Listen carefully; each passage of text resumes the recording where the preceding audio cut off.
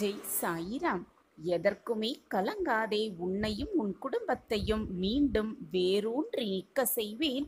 அதற்கான நேரம் கனிந்து விட்டது. உனக்கு நல்ல காலம் பிறந்தே விட்டது. காண கதவு திறந்து விட்டது. இனி எல்லாமே உனக்கு வெற்றி படிகட்டுகளாகவே இருக்கும். நீ எடுத்து வைக்கும் ஒவ்வொரு அடியும் உனக்கான வெற்றிமிகு வாய்ப்பாகவே இருக்கும். உனக்கு கிடைக்காமல் சில விஷயம் போகிறது என்றால் அதில் சில காரணத்திற்காகத்தான் அது நடக்கிறது என்பதை தீர்க்கமாக புரிந்து கொள். கூடிய விரைவில் அதை நீ உணர்வாய். எதற்காக சாயப்பா அதை நமக்கு தரவில்லை என்பதை நீ உணர்ந்து கொள்ளும் நேரத்தையும் நான் உனக்காகவே உருவாக்குவேன். உன்னுடைய வாழ்க்கையில் நல்லது நடத்துவதற்காகவே நான் இங்கு ஷீரடியில் அமர்ந்து கொண்டு உனக்காக வேலை செய்து கொண்டிருக்கிறேன். உன் வருகைக்காக காத்து கொண்டிருக்கிறேன். என்னிடம் ஓடி வந்து என் வாழ்க்கையில் மாற்றங்கள் நிகழ்ந்துவிட்டது சாயிநாதரே, நான் இப்பொழுது சந்தோஷமாகவும் மனமகிழ்ச்சியோடும் இருக்கிறேன் என்று நீ சொல்ல போகும் அந்த ஒரு வார்த்தைக்காகத்தான் நானும் உனக்காக காத்து கொண்டிருக்கிறேன் என்னுடைய தர்பாரில். எது வந்தாலும் அப்படியே ஏற்றுக்கொள்ள பழகிக்கொள். எது போனாலும் அப்படியே விட்டுவிட பழகிக்கொள். ஏனென்றால் உனக்கு நான் எதை கொடுத்தாலும் அது நல்லதற்காகவே கொடுப்பேன், நல்லது செய்வதற்காகவே நிகழ்த்துவேன் என்பது உனக்கு புரியும் தானே? இந்த சாயியின் வாக்குப்படி வரவேண்டியது வரவேண்டிய நேரத்தில், வரவேண்டிய சமயத்தில், வரவேண்டிய நொடியில் வந்தே தீரும். கலங்காதே. உன்னுடைய அத்தனை கஷ்டங்களுக்கும் கூடிய விரைவில் ஒரு தீர்வு கிடைக்கப் போகிறது. அந்த தீர்வு உனக்காகவே காத்து கொண்டிருக்கிறது. உன் வாழ்க்கை புதுப்பிக்கப்படும் நேரம் உன்னை நெருங்கிக் கொண்டே இருக்கிறது. ஏதேனும் ஒரு வழியையும் உன் கேள்விக்கான பதிலையும் நிச்சயமாக ஏதாவது ஒரு ரூபத்தில் நீ அறிந்து கொள்வாய். நான் அதை உனக்கு உணர வைப்பேன். சந்தோஷமாக இரு என் பிள்ளையே. அனைத்துமே வெற்றிகரமாகவே முடியும். என் அன்பு பிள்ளையே, குழம்பி தவிக்காதே. உனக்கான செம்மையான வாழ்க்கை உன்னை தேடி வரவிருக்கிறது. இதோ வந்து கொண்டே இருக்கிறது. அப்பொழுது உன் வாழ்க்கையில் கெட்ட நேரம், உன்னுடைய மனக்கவலை, கஷ்டங்கள் எல்லாமே இருந்த இடம் தெரியாமல் உன்னை விட்டு விலகி ஓடிவிடும். நான் உன்னுடன் தான் இருக்கிறேன் குழந்தையே. உன் மனதை போட்டு குழப்பும் பிரச்சனை வெகு விரைவில் சரியாகிவிடும், தீர்ந்தே விடும்.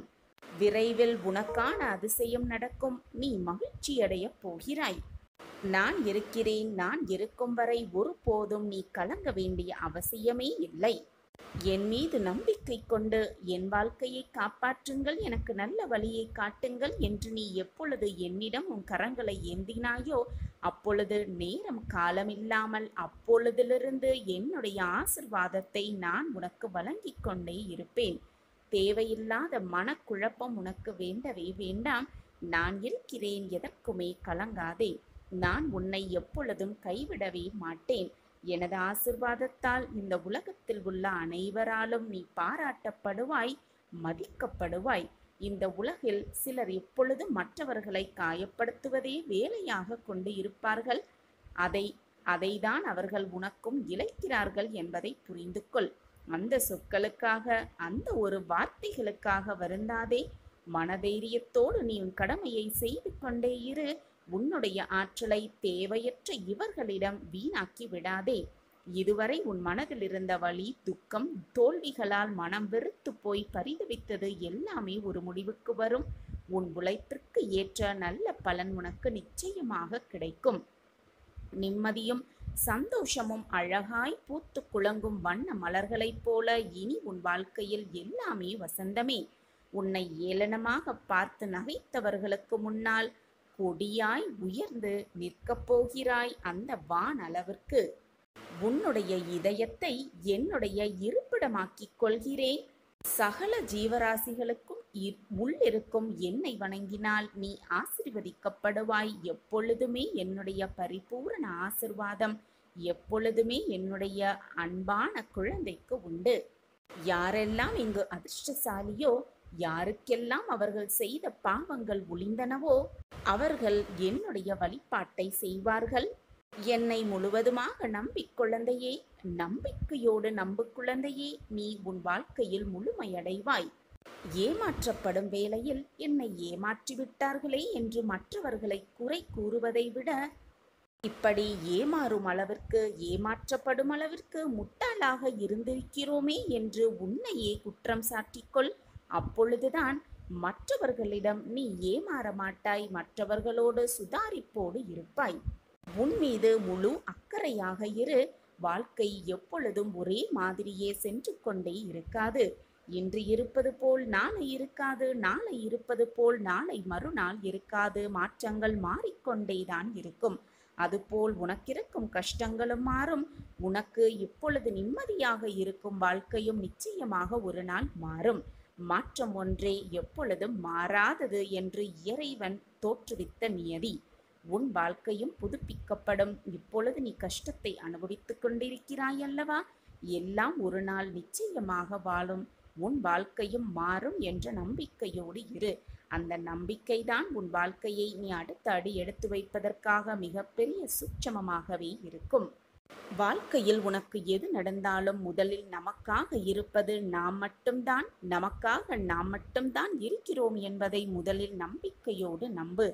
தேவையில்லாமல் மற்றவர்களை சார்ந்து இருக்காதே.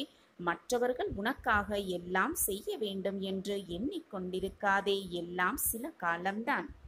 உன்னை யாராவது உதறி செல்கிறார்கள் என்றால் இறைவன் உன்னை மேலே தூக்க செல்கிறான் என்றுதான் அர்த்தம். நம்பிக்கையை இழந்து விடாதே. நம்பிக்கை ஒன்றுதான் உன் வாழ்க்கையின் தாரக மந்திரமும் கூட.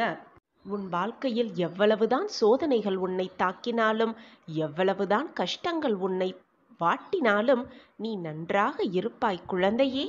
நீ வேண்டியது எல்லாம் உனக்கு கிடைக்கும். இனி உன் வாழ்க்கையிலும் உன் மனதிலும் கவலை என்ற சொல்லுக்கு இடமே இருக்காது. கஷ்டம் தரும் நிகழ்வுகளையெல்லாம் தகர்த்திவிட்டு உன் வாழ்க்கையில் இருக்கும் கஷ்டங்களை எல்லாம் சுக்கு நூறாக தகர்த்திவிட்டு உன்னை உனக்கே புதியதாக தோன்ற வைப்பேன். நம்பிக்கையோடு என்னுடைய ஆலயம் வா. உன் சாயப்பா மீது அனைத்த மகிழ்ச்சியோடு, அனைத்த நம்பிக்கையோடு என் காலடியில் வந்து உனக்கு வேண்டியது அனைத்தையும் பிரார்த்தனையாக வைத்துவிடு. நீ மகிழ்ச்சியாகவே உன் இல்லம் திரும்புவாய். குழந்தையே, ஒன்றை நன்றாக புரிந்து கொள். வீரமாக இருந்தால் அது உன்னை மட்டுமே காப்பாற்றும். அதே போல நீ தர்மம் செய்து கொண்டே இருந்தால் அந்த தர்மம் உன்னுடைய வம்சத்தையே காப்பாற்றும். நீ இது நாள் வரை அழுதது எல்லாம் போதும் என் தங்கமே. இது உனக்காகவே பலிக்கப் போகும் வார்த்தைகள். இது வெறும் வார்த்தைகள் அல்ல குழந்தையே, உன் சாயப்பாவின் சத்திய வாக்கேதான். என்னை சர்வசாதாரணமாக நினைத்து விடாதே. உனக்கான மங்கள நிகழ்வு, உனக்கான சந்தோஷ செய்தி, உனக்கான இனிப்பான செய்தி காத்து கொண்டிருக்கிறது. நம்பிக்கையோடு இதை முழுவதுமாக கேள். இதை கேட்கும் நெடியே அதற்கான அறிகுறி உனக்கு தென்படும். உனக்கு ஏதாவது கஷ்டம் வரும் பொழுது அந்த கஷ்டத்தில் ஏற்கனவே அதை அனுபவித்தவர்களை நினைத்து பாருங்கள். இதே கஷ்டத்தை தானே மற்றவர்களும் அனுபவித்திருப்பார்கள் என்பதை முடிவு எடுத்துக்கொண்டு நாமும் அதை போலத்தான் இந்த கஷ்டத்தை அனுபவித்து கொண்டிருக்கிறோம் என்பதை புரிந்து கொள். எல்லோருக்கும், இந்த உலகத்தில் உள்ள அனைவருக்கும் இன்பமும் துன்பமும் கஷ்டமும் வேதனையும் வந்து வந்துதான் சென்று கொண்டிருக்கிறது.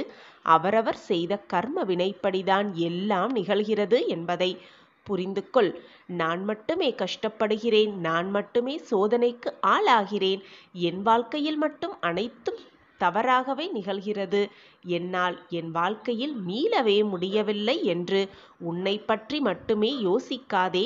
இந்த உலகத்தில் உள்ள அனைவருமே கஷ்ட நஷ்டங்களுக்கு கட்டுப்பட்டவர்கள்தான். உனக்கு கிடைத்திருக்கும் உணவை பற்றி குறை சொல்வதற்கு முன் அந்த உணவே இல்லாமல் இருப்பவர்களை பற்றி சற்று சிந்தித்துப்பார். அந்த உணவு உனக்கு தேவாமிர்தமாகவே தோன்றும். நம் வாழ்வு சிறக்கும், நல்ல விஷயங்கள் நடக்கும், நம் வாழ்வை சிறப்பிக்க அப்பா இருக்கிறார் என்ற நல்ல எண்ணங்களை, நல்ல சிந்தனைகளை உன் மனதில் சிந்தித்துப்பார்.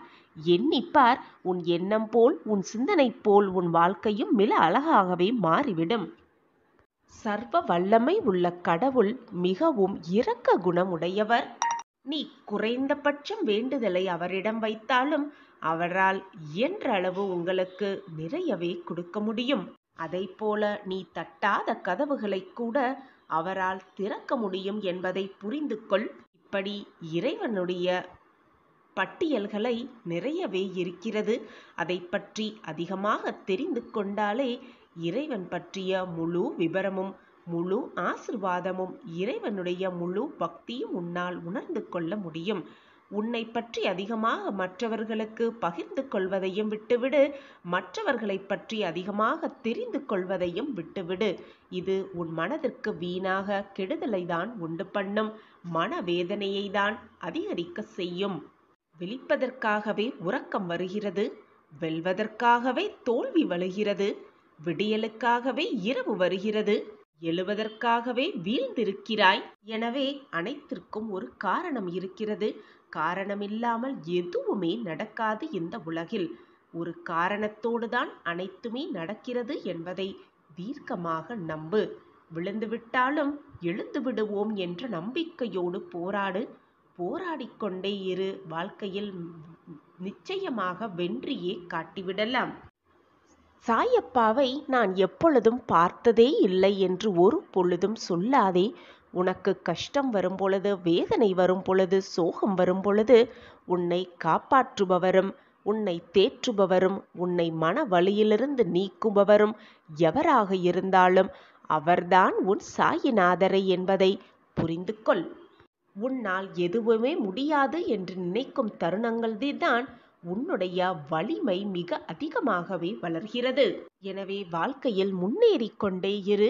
உனக்கு துணையாக உன் அப்பா எப்பொழுதும் உன் அருகிலேயே பக்கவாட்டிலும் முன்னும் பின்னுமாக அனைத்து பக்கங்களிலிருந்தும் உன்னை பாதுகாப்பேன். உன்னை வெற்றியடைவதற்கான வழியை நான் செய்து கொண்டே இருப்பேன் என்பதில் சந்தேகமே உனக்கு வேண்டாம். என்னை சர்வசாதாரணமாக நினைத்து விடாதே. நீ விரும்பிய அனைத்தையும் உன் கைகளில் கொடுக்கும் பொறுப்பை நான் ஏற்றுக்கொண்டிருக்கும் பொழுது எதுவும் தவறாக நிகழாது, நிகழவும் நான் விடமாட்டேன். நீ பட்ட கஷ்டங்களுக்கெல்லாம் ஒரு விடிவு காலத்தை நான் உருவாக்கிவிட்டேன். உன் வீடு தேடி அது வந்தும் கொண்டிருக்கிறது. மிக பிரகாசமான எதிர்காலம் உனக்காகவே காத்து கொண்டிருக்கிறது. நீ பட்ட கஷ்டமெல்லாம் போதும். நீ அனுபவித்த வேதனை எல்லாம் போதும். நீ பட்ட துயரமெல்லாம் போதும். நீ அழுதது எல்லாம் போதும். இனி எல்லாமே உன் வாழ்க்கையில் மிக சுபமாகவே நிகழப்போகிறது. அனைத்தும் உனக்கு ஜெயமாகவே நடக்கப் போகிறது. நாம் வாழ்ந்து முடித்த பின் நம்மை யாருமே மறக்கக்கூடாது. அதுதான் வாழ்க்கை. அதுதான் நம் வாழ்வின் வெற்றியும் கூட. யாராவது உன்னை ஒதுக்கி வைத்தால் கவலை வேண்டாம். யார் உன்னை எந்த தூரத்தில் வைக்கிறார்களோ அந்த தூரத்திலேயே வாழ கற்றுக்கொள். அதனால் எந்த கஷ்டமும் உன்னை நெருங்காது. உனக்குத்தான் உன்னில்தான் நான் இருக்கிறேனே, பிறகு என்ன பயம் உனக்கு? தர்மத்தின் வாழ்வுதனை சூதுக்கவும் இறுதியில் தர்மமே வெல்லும் என்ற பழமொழி உனக்கு தெரியாதா என் பிள்ளையே? எதை பற்றியும் யோசிக்காதே. எது உன் மனதிற்கு சரி என்று படுகிறதோ, எது உன் மனதிற்கு மகிழ்ச்சியை தருகிறதோ அதை மட்டுமே செய் என் குழந்தையே. நிரந்தரமே இல்லாத இந்த உலகில் உன் கஷ்டங்களும் சோகங்களும் துன்பங்கள் மட்டும் எப்படி நிரந்தரமாகிவிடும் என்று நீ நினைக்கிறாய்? உன்னால் முடியும். உன்னால் சாதிக்க முடியும். உன்னால் வெற்றியடைய முடியும். நிச்சயமாக நீ ஜெயிப்பாய் என்று ஊக்கப்படுத்தும் மனிதர்களுக்கு முன்னே அவர்களோடு பழக கற்றுக்கொள். அவர்கள்தான் நீ விழும் பொழுதெல்லாம் உன்னை தூக்கி உன்னை முன்னேற்ற பாதையில் செல்ல வைப்பார்கள். உன்னையே நீ நண்பனாக்கிக்கொள். உன்னுடைய உண்மையான நண்பன் உனக்கு எதிரியானாலும் கூட உனக்கு ஆறுதல் சொல்ல, உன் மனதை தேற்ற, உன் வலிகளுக்கு மருந்தாக உனக்குள் ஒருவன் இருப்பான் நிச்சயமாக.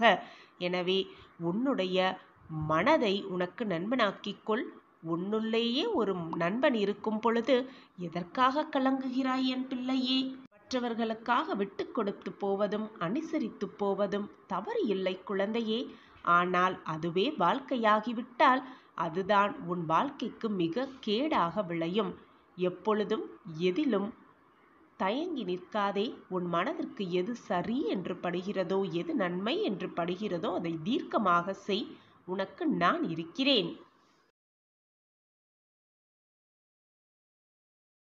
சாயப்பா உன்னோடு இருக்கும் வரை உனக்கு மனக்கவலையே வேண்டாம். நான் இருக்கிறேன். ஒரு அடர்ந்த காட்டில் ஒரு துறவி தியானம் செய்து கொண்டிருந்தார். அந்த வழியாக ஒரு மாடு மேய்ப்பவர் வந்து கொண்டிருந்தார். துறவி ஆழ்ந்த தியானத்தில் இருப்பதால் சற்று நேரம் பொறுத்திருந்து துறவியை பார்க்கலாம் என்ற எண்ணத்தோடு பொறுமையாக காத்திருந்தார். ஆனால் நெடுநேரமாகியும் அந்த துறவி கண் விழிக்கவே இல்லை.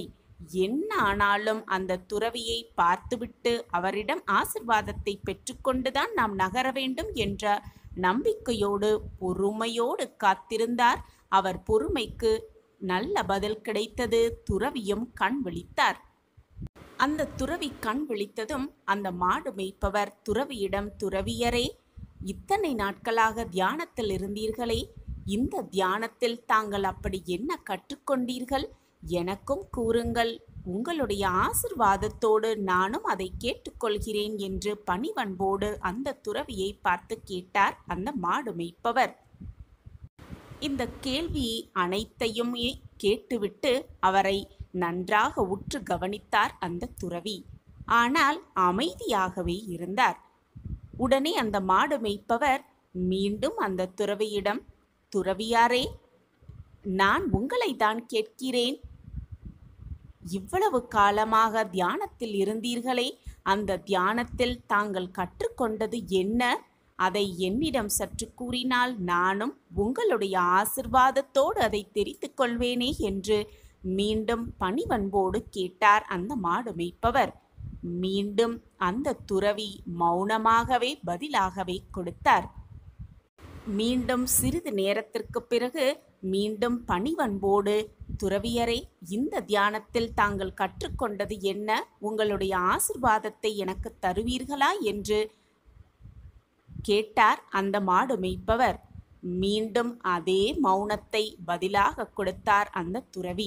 இப்பொழுது மாடு மேய்ப்பவர்களுக்கு கோபம் வந்துவிட்டது. உடனே துறவியை பார்த்து, துறவியே, நான் உங்களிடம் கேட்டுக்கொண்டே இருக்கிறேன். உங்களுக்கு காதில் விழவே இல்லையா? தங்களுக்கு காது என்ன செவிடா?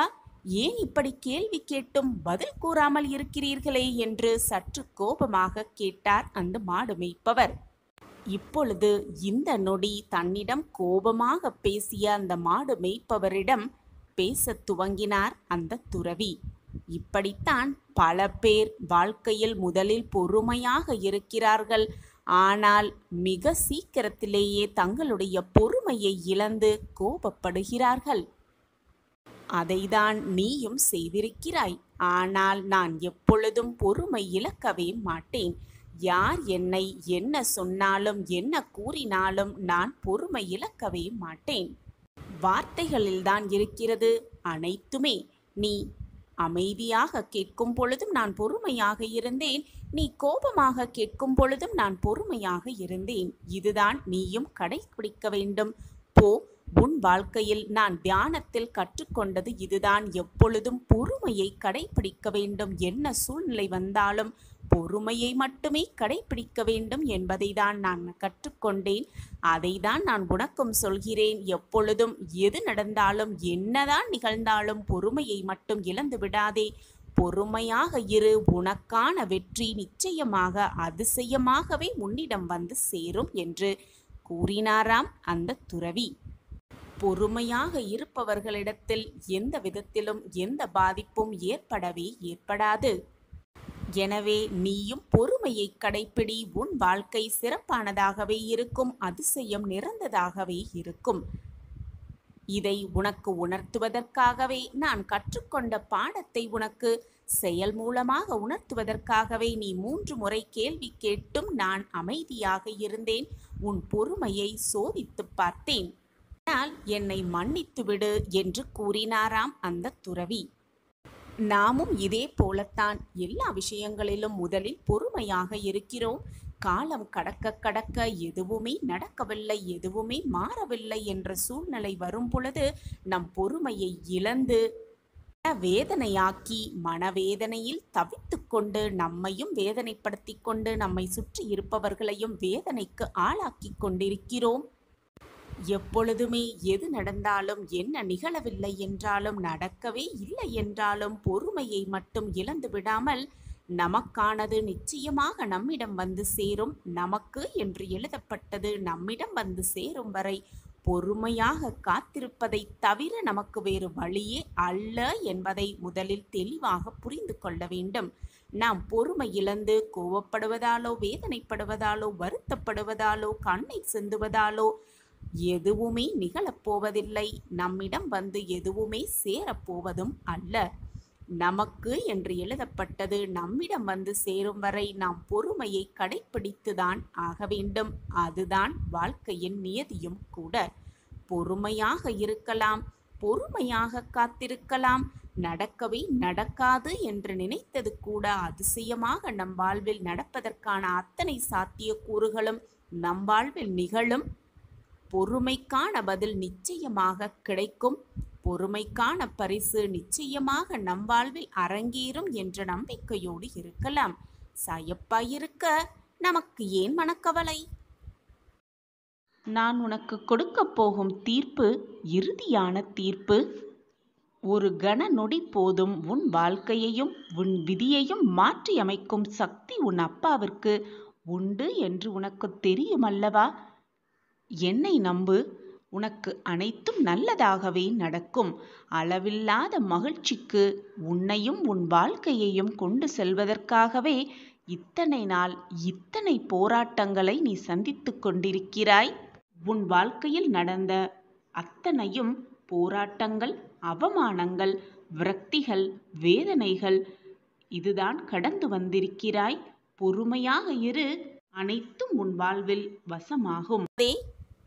இதை ஒன்றை மட்டும் எப்பொழுதும் உன் மனதில் தீர்க்கமாக நினைவில் வைத்துக்கொள்.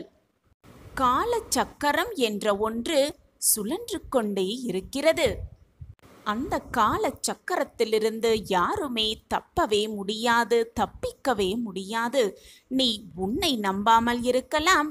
ஏன் சில சமயம் உன் மன போராட்டத்தால் என்னையே நம்பாமல் கூட இருக்கலாம். ஆனால் உன்னை சுழலும், உன்னை சுற்றும் இந்த காலத்தை நீ நம்பிதான் ஆக வேண்டும். என்ன நடந்தாலும் சரி, ஏது நடந்தாலும் சரி, என்னதான் நிகழ்ந்தாலும் சரி, காலச்சக்கரம் சுழன்று கொண்டேதான் இருக்கும்.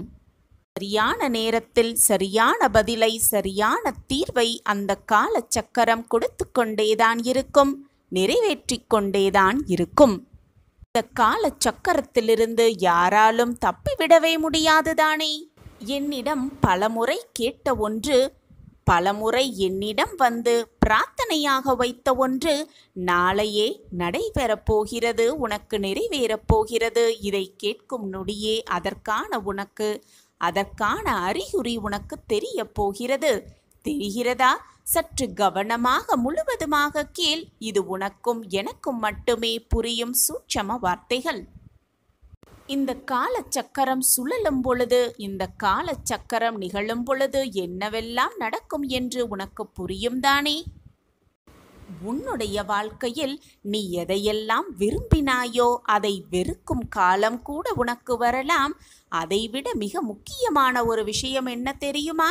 நீ எதையெல்லாம் வெறுத்து கொண்டிருந்தாயோ அதை விரும்பும் நேரம், அதை விரும்பும் காலமும் உனக்கு மாற்றம் பெறலாம். நீ ஆசையாக நினைத்தது, நீ விரும்பியது எல்லாம் இது நமக்கு வேண்டாம் என்று நீ ஒதுக்கும் காலமும் உன்னிடம் வரலாம். நீ வேண்டாம் என்று உதறி சென்றது எல்லாம், உன்னை வேண்டாம் என்று உதறி சென்றவர்களெல்லாம் மீண்டும் உன்னிடம் வந்து சேரும் காலமும் வரலாம். இது வேண்டாம் என்று நீ தூக்கி போட்டதை கூட எடுத்து வைத்து உன் தலையில் வைத்து கொண்டாடும் நேரமும் காலமும் உனக்கு சாதகமாக வரலாம். உன் வார்த்தைக்காக ஏங்கி நின்றவர்களெல்லாம், உன்னுடைய அன்பிற்காக ஏங்கி நின்றவர்களெல்லாம் உன்னை வெறுத்து ஒதுக்கும் காலமும் வரலாம். உன்னை அலட்சியமாக நினைத்தவர்களெல்லாம் நீதான் வேண்டும் என்று உன்னுடைய அன்பிற்காகவும் பாசத்திற்காகவும் உன்னிடம் ஓடி வரும் காலமும் மாறலாம். நீ மற்றவர்களிடம் யாசகம் பெற்ற காலமெல்லாம் மாறி உன்னிடம் யாசகம் கேட்டு உன்னிடம் வந்து கெஞ்சும் காலமும் வரலாம், வந்து கொண்டே இருக்கலாம். நீ யாரிடமெல்லாம் மண்டியிட்டு பிச்சையாக கேட்டாயோ அதை அவர்களுக்கே மாற்றம் பெறலாம். நீ யாரிடம் வேண்டும் வேண்டும் என்று யாசகமாக கேட்டுக்கொண்டிருந்தாயோ அவர்கள் மீண்டும் உன்னிடம் வந்து யாசகம் பெறும் காலமும் மாறலாம். நீ கஷ்டம் என்று நினைத்ததெல்லாம் உன் இஷ்டமாக மாறும் நேரமும் வரலாம். அன்னமில்லாமல் தூக்கமில்லாமல் கழிந்த உன் நாட்களெல்லாம் சந்தோஷமாக நிம்மதியாக தூங்கும் காலமும் வரலாம்.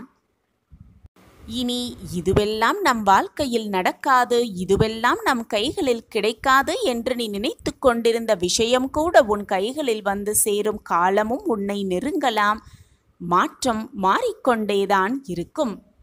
நீ வேண்டாம் என்று உதறி சென்றதை, இதுவெல்லாம் நம் வாழ்க்கையில் வேண்டாம் என்று நீ தவிர்த்து விட்டதை அனைத்தையும் மாற்றக்கூடிய காலம் வரலாம். அனைத்திற்கும் அந்த காலம் நல்ல பதிலை கொடுக்கும். அப்படி மாறிக்கொண்டே இருக்கும் இந்த காலத்திற்கு உன் கஷ்டத்தையும் மாற்றி உனக்கு இஷ்டத்தை கொடுக்கும் காலம் வெகு தொலைவில் இல்லை. அந்த காலத்திற்கு ஒரு நொடி போதும் உன்னுடைய அனைத்து வேதனைகளையும் தீர்த்து வைத்து உனக்கான இஷ்டத்தை உன்னிடம் கொண்டு வந்து சேர்ப்பதற்கு, அனைத்தையும் உன்னிடம் வந்து சேர்ப்பதற்கு ஒரு கணநொடி போதும் தானே. எல்லா கஷ்டத்திற்கும், தீர்க்கவே முடியாத பிரச்சனைகளுக்கும் அந்த காலமே அருமையான மருந்தாக இருக்கும். மனவேதனையோடு நீ இருந்தால் அதை அப்படியே விட்டுவிடு. மனவேதனையோடு எந்த வேலையும் செய்யாமல் அதை பற்றி மட்டுமே நீ சிந்தித்து கொண்டிருந்தால் எதையுமே உன்னால் நகர்த்தக்கூட முடியாது. காலம் அதற்கான பதிலை கொடுக்கும், காலம் அதற்கான தீர்வை கொடுக்கும் என்ற நம்பிக்கையோடு உன் வேதனை அனைத்தையும் தூர வைத்துவிட்டு உன்னுடைய வேலையை திறம்பட செய்து கொண்டே இரு.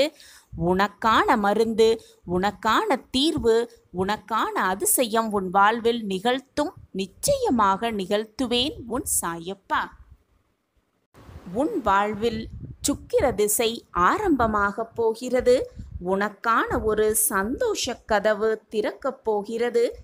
நம் வாழ்க்கையிலா இதுவெல்லாம் நடக்கிறது என்று நீயே ஆச்சரியப்படும் அளவிற்கு பல நல்ல மாற்றங்களும் ஏற்றங்களும் உன் வாழ்வில் நிகழப்போகிறது. ஒன்றை நன்றாக புரிந்து கொள் என் பிள்ளையே. ஒருவரை சிரிக்க வைப்பதற்கும் மகிழ்விப்பதற்கும் நிறைய வித்தியாசம் உள்ளது. சிரிக்க வைப்பது மிக மிக சுலபமான ஒன்று. ஆனால் சந்தோஷப்படுத்துவது மிக மிக கடினமானதாகவே இருக்கும். மற்றவர்களை சந்தோஷப்படுத்திப்பார். உன் வாழ்வும் உன் மனமும் மகிழ்ச்சியாகவே இருக்கும். துன்பங்கள், தடைகள் அனைத்தும் உன்னை வீழ்த்தும் ஆயுதம் அல்ல என்பதை புரிந்து கொள். அது உன்னை பக்குவப்படுத்தி உன்னை செதுக்கும் உளியாகத்தான் இருக்கிறது என்பது உண்மையிலும் உண்மை. உனது வாழ்க்கைக்கு நீயே எல்லையை அமைத்து கொண்டு வாழ பழகு. ஆனால் அந்த எல்லைக்குள் ஒருபோதும் வாழ்க்கையை அமைத்து விடாதே. அப்பொழுதுதான் வெற்றி உன்வசம் வரும். வெற்றியை உன்வசம் ஆக்கிக் கொள்ளலாம். வாழ்க்கை என்பது நீ நினைப்பது போல் எப்பொழுதுமே இருக்காது. நீ நினைப்பது போல் இருந்துவிட்டால் வாழ்க்கையில் சுவாரஸ்யமும் இருக்கவே இருக்காது. கஷ்டத்திற்கு பின்வரும் சந்தோஷமே இரட்டிப்பு மகிழ்ச்சியாக இருக்கும். சோதனை காலத்தில் பொறுமையாய் இருக்க பழகு. மேகங்கள் மூடிக்கொண்டால் சூரியன் கூட பிரகாச முடிக்காத அந்த சூழ்நிலை வரும் பொழுது நீயும் நானும் எந்த விதத்தில் ஆகப் போகிறது? எனவே சோதனை காலமென்று வந்தால் அந்த காலத்தில் பொறுமையாக இருக்க பழகு. உன் சோதனை காலத்திற்கும் ஒரு முடிவு வரும். அந்த முடிவு வரும்போது உன்னுடைய சோதனை காலமும் உன்னை விட்டு விலகும். உன் வாழ்க்கையில் நிம்மதியும் சந்தோஷமும் உன்னை ஆறத் தழுவும் என்ற நம்பிக்கையோடு இரு. உன் இலக்கை அடைய வேண்டுமென்றால் முதலில் நீ 2 செயல்களை செய்ய வேண்டும். முதலில் முயற்சியை செய்ய வேண்டும். அந்த முயற்சிக்கான பயிற்சியை செய்து கொண்டே இருக்க வேண்டும். முயற்சி செய்து கொண்டே இரு. போராடிக்கொண்டே இரு. வாழலாம். நிச்சயமாக வாழ்ந்தே காட்டலாம். தன்னம்பிக்கை மட்டும் மனதில் இருந்து விட்டால் முடிக்க முடியாத செயலையும் எளிதில் முடித்து விடலாம். வெற்றியை அடைந்தே விடலாம். இது சர்வ நிச்சயமாக நடக்கும். உன் வாழ்வில் நான் அதை நடத்தி காட்டுவேன். உன்னுடைய கனவுகளும் கற்பனைகளும் நிஜத்தில் உனக்கு வரவேண்டும் என்பதுதான் என்னுடைய ஆசை, விருப்பமும் கூட. அதற்காகத்தான் நானும் போராடிக் கொண்டிருக்கிறேன்.